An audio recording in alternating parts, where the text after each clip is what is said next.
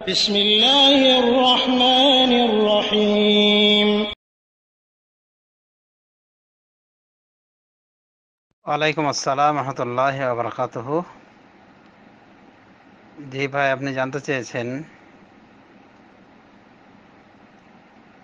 যে আমাদের দেশে অনেক সময় কোরবানি করার সময় মোল্লা মুন্সি দিয়ে কোরবানি করা হয়। তারা কোরবানি করার সময় শরিকানা কোরবানির পশু জবাই করার সময় নাম জানতে চায় এবং বলে যে যে টাকা দিয়েছেন তার নাম বলেন।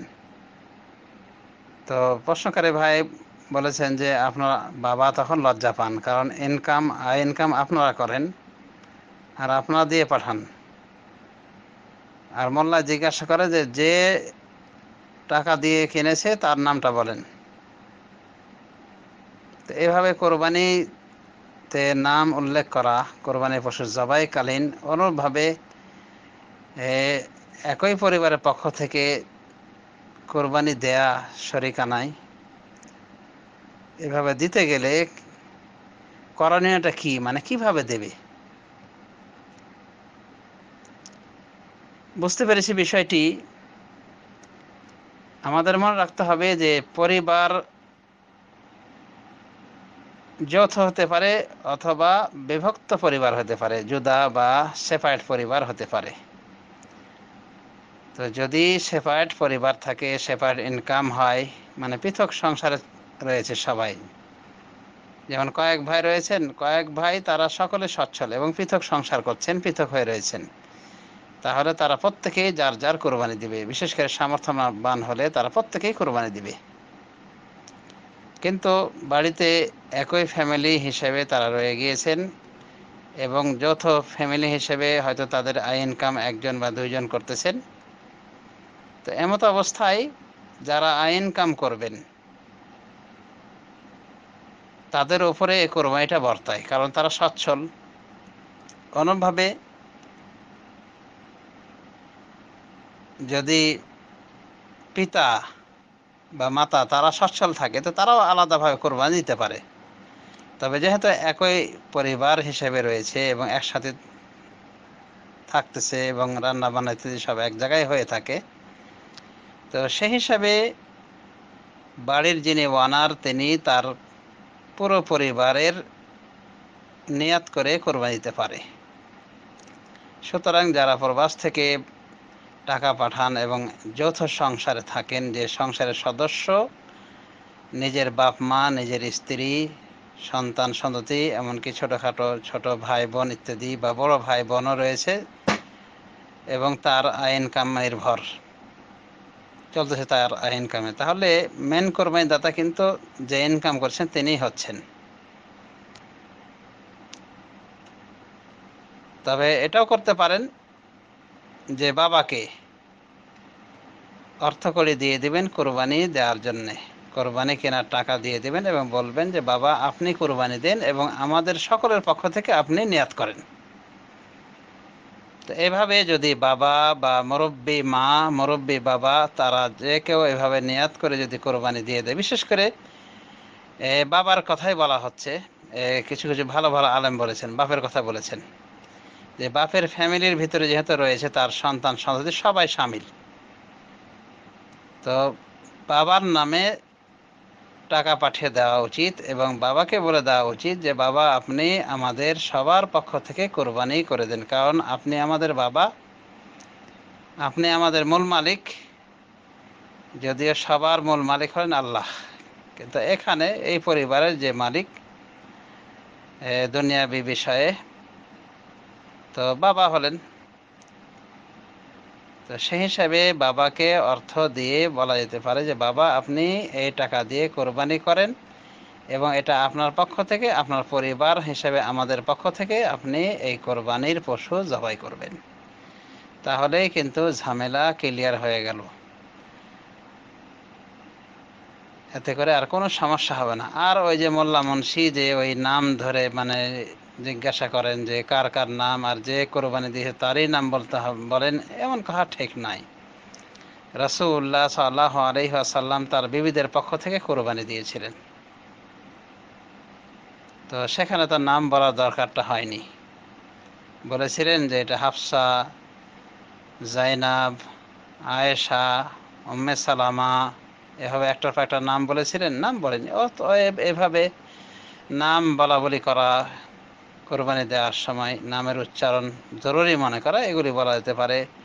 অহেতুক শ্রম, কোনো প্রয়োজন নাই, নিয়াতে থাকলে যথেষ্ট। বা এতটুকু বললে বলতে পারে আল্লাহুম্মা তাকাব্বাল মিন্নি ওয়া মিন আহলি বাইতি। প্রত্যেক সদস্য বলতে পারে, শরিকানা সদস্যরা যদি ভিন্ন পরিবারের হয়ে থাকে তাহলে তারা এটা নিয়াত করতে পারে। বা বলতে পারে বহু বচনের শব্দ ব্যবহার করে আল্লাহুম্মা তাকাব্বাল মিন্না ওয়া মিন আহলি বাইতিনা, হে আল্লাহ এই কোরবানির পশু গ্রহণ করুন আমাদের পক্ষ থেকে এবং আমাদের পরিবারের পক্ষ থেকে। এতটুকু বললেই যথেষ্ট হয়ে যাবে, নামের উচ্চারণের প্রয়োজন নাই। পরিশেষে আবারও বলবো যে যারা যৌথ ফ্যামিলিতে রয়েছেন তারা অর্থকড়ি দিয়ে যদি বাড়ির যিনি মুরব্বী, বিশেষ করে বাবার হাতে টাকাটা দিয়ে দেন এবং কোরবানি পশু কিনতে বলেন, আর তাকে বলে দেন বাবা এটা আপনার পক্ষ থেকে এবং আমাদের সবার পক্ষ থেকে দেন, তো ইনশাল্লাহ হয়ে যাবে। এরপরও যদি সচ্ছল থেকে থাকেন, বাবা ইচ্ছা করলে তিনি নিজেও আলাদাভাবে দিতে পারেন কোরবানি।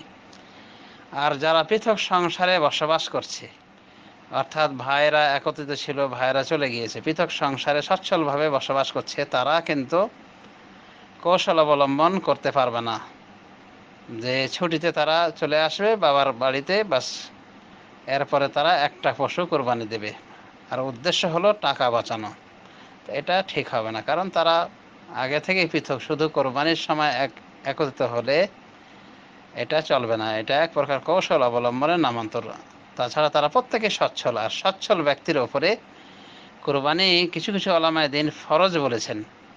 তারা একটি দলিল গ্রহণ করেছেন সে বিষয়ে ইবনে মাজাহ মুসনাদ হাকিম থেকে, যেখানে রাসূলুল্লাহ সাল্লাল্লাহু আলাইহি ওয়াসাল্লাম বলেন মান কানা বিহি সাআতুন ওয়া লাম ইউদাহি ফালা ইয়াকরাবান্না মুসাল্লানা, যার সামর্থ্য রয়েছে অর্থাৎ কোরবানি করার, এরপরও সে কোরবানি করে না, সে যেন আমাদের ঈদগাহের নিকটবর্তী না হয়। হাদিসটিকে ইমাম হাকিম সহিহ বলেছেন, আল্লামা আলবানী তার সাপোর্ট করেছেন। তো এই হাদিসের আলোকে কিছু কিছু উলামায়ে দ্বীন বলেন যে যারা সচ্ছল হয়ে রয়েছে এবং পৃথক সংসার করে তাদের প্রত্যেকের আলাদা আলাদা কোরবানি লাগবে। আর সাধারণত আহলুল বাইতের ভিতরে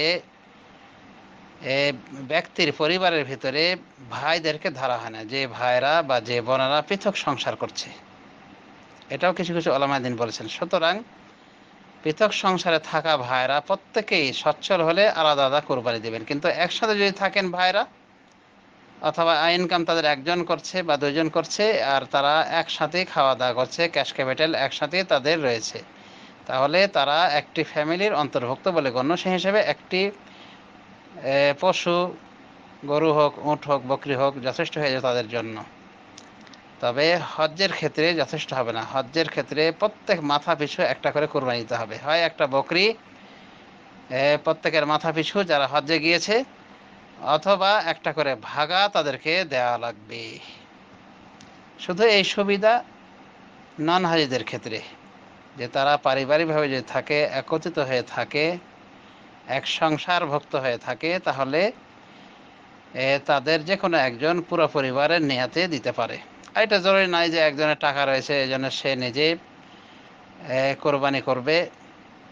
আর বাপ বেচারা একজন সম্মানিত মানুষ, যার সম্মান করা হয়েছে পবিত্র কোরআনে, আল্লাহ তার হকের পরে পরে পিতামাতার হকের কথা উল্লেখ করেছেন, তো নিজে কোরবানি দেবে বাপকে এভাবে রেখে দিয়ে। তো এটা বলা যেতে পারে যে এমন করে পিতা যদি নিজেকে অসম্মানিত বোধ মনে করেন, অপমানিত মনে করেন, তাহলে কিছু ভালো আলেম যে কৌশল শিখেছেন সেটা অবলম্বন করা উচিত। যা একটু আগে বলা হয়েছে যে টাকা দিয়ে দেবে সন্তান বাপকে, বাপকে বলে বাবা আপনি এটা দিয়ে কোরবানির পশু ক্রয় করেন এবং এটা দিয়ে আপনার পক্ষ থেকে এবং আমরা আপনার পরিবার আমাদের পক্ষ থেকে কোরবানি করেন, তাহলে ইনশাল্লাহ যথেষ্ট হয়ে যাবে। একটা পশুই যথেষ্ট হয়ে যাবে 51 ভুক্ত পরিবারের জন্য। আশা করি আমরা বিষয়টি বুঝতে পেরেছি এবং যারা বিদেশে রয়েছেন তাদের কি করণীয় সেটাও আমরা বুঝতে পেরেছি। তবে এখানেও কোনো সমস্যা নাই যে সন্তান নিজে একটা কোরবানি দিল আর একটা কোরবানি দিয়ে দিল বাবাকে, বললো যে বাবা এটা সবার পক্ষ থেকে আপনি করেন, নিজের পক্ষ থেকে এবং সব পরিবারের পক্ষ থেকে, আপনার পুরা সদস্য পরিবারের পুরা সদস্যের পক্ষ থেকে করেন। এটাও হতে পারে, কারণ কোরবানির পশুতে একাধিক করাতে কোনো অসুবিধা নাই। আশা করি বুঝতে পেরেছি বিষয়টি। হাদা ওয়া সাল্লাল্লাহু আলা নবিয়িনা মুহাম্মদ ওয়া আলা আলিহি ওয়া সাহবিহি।